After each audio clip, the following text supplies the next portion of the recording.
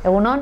gonbidapen bat egitera gatoz, duela 3 bat urte hainbat kide elkartu ginen eta hainbat eragile euskal kulturaren transmisioarekiko kezkak batzen gintuelako eta ikusten genuelako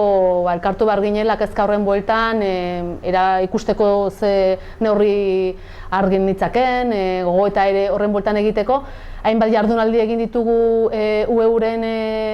bitartez eta UEUren eskutik euskal kulturaren transmisioaren inguruan, hezkuntza arautuaz aritu gara, hezkuntza ez arautuaz ere aritu gara, eta bi alor horretan hainbat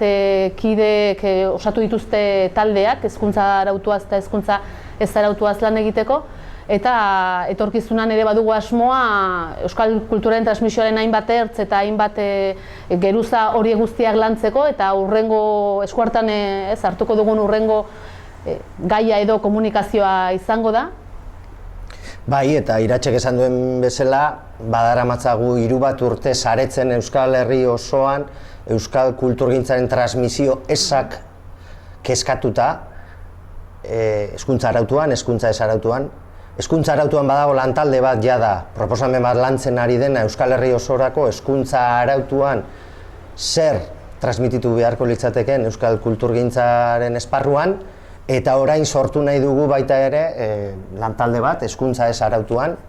iaz antolatu genituen jardunaldietatik. Beraz,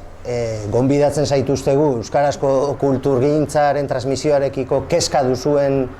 ekosistemako eragile guztiak, sortzaileak, antolatzaileak, heziketan ari zaretenak, bere forma guztietan, gurekin harremanetan jartzera eta elkarrekin zer egin genezaken, euskal kulturgintzaren transmisioa berrematzeko, elkarrekin pentsatzeko, jarrai dezagun saretzen gero eta eragile gehiago bilduz. Bai, hori da, bagabiltza horretan, hainbat eragile elkartzen ari gara eta saretzeko prozesu hortan lanean ari gara, eta batez ere gonbidapen ireki bat egin nahi dugu euskaltzale orori eta hainbat esparrutan dabilen orori gurekin bide hau egitera, gerozta hauts gehiago, gerozta ekarpen mamituagoa izango delako.